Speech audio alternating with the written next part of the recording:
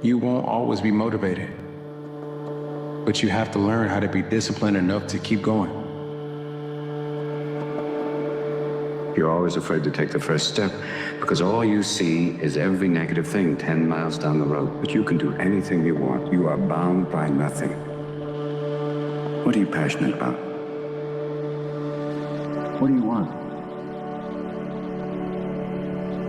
I love thinking about the quote, every guy essentially has two lives, and the second one starts when you realize you only have one. I like that a lot because it's so fucking true, man. I mean, you've only got one shot at this, so you may as well at least make it kind of cool.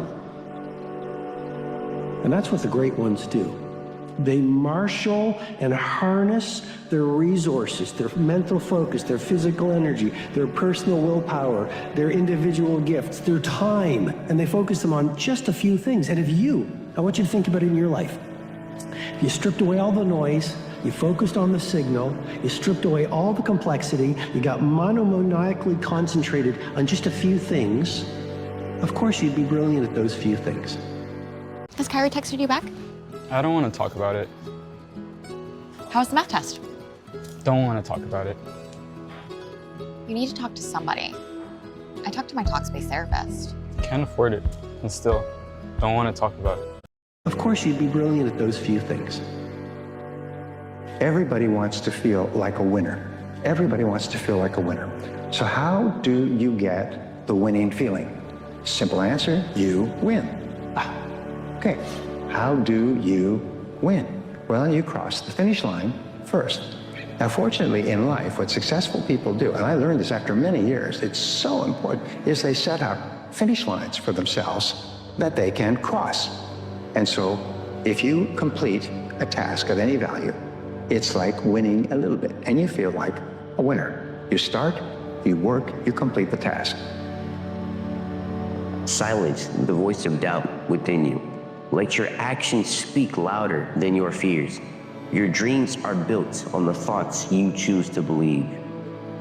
90% of your self-doubt is the result of a lie, that you overestimate the degree to which other people are noticing or observing your actions or behaviors. It's called the spotlight effect. It says that we think everyone is looking at us and focusing on us, when in reality, everyone is just focusing on themselves. No one is looking at you. No one really cares about the things you're doing because they're just concerned with themselves. So it's a reminder, there's no one to impress. You don't have anyone to impress with your actions or decisions or the things that you're doing. The only person you need to worry about impressing is yourself. So remember that the next time you're paralyzed by inaction, the next time you're paralyzed by self-doubt, no one really cares about you. That should be liberating. That should encourage you to live according to your values, your principles, to just be you.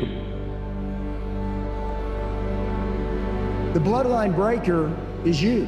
It's any person, you're qualified to be one, and so am I, and I don't care what anyone else says, that decides they want to break the generational curses and the crap and the shit they've had going on in their family, genes, and bloodline. It's gonna take you getting pissed off.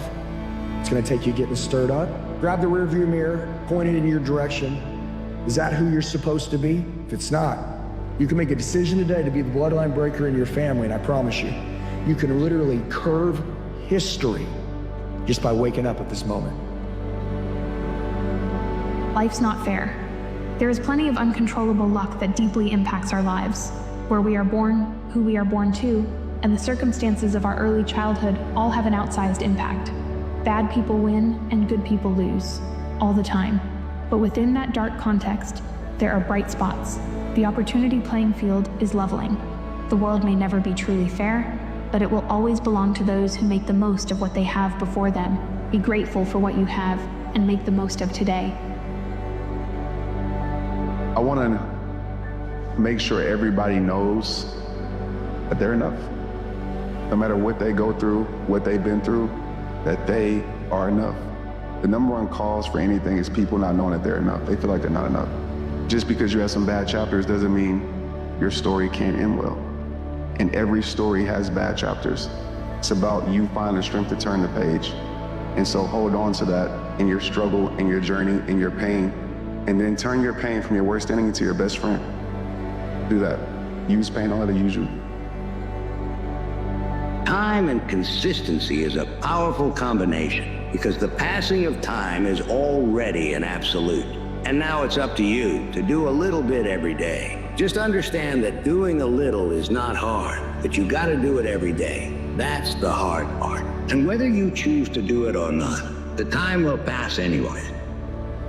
If you aren't willing to give it your all, if you're not willing to go 110% just to give up, you're doing nothing but wasting your time. Understand that the path to success is not going to be easy. You're going to suffer. You're going to face hardship. There are going to be days where you don't feel like moving forward. But if you're able to push through it, if you're willing to give it everything you've got to achieve your goals, you will achieve success.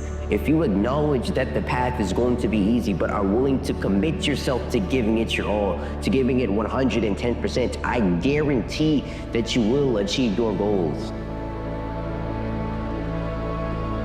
Don't quit. You've come so far already. Look back at the beginning. See how much ground you've covered. It wasn't easy, right? But you did it. I'm all about perspective because I truly believe if you change your perspective, you can change your life. When you change the way you look at things, the things you look at change.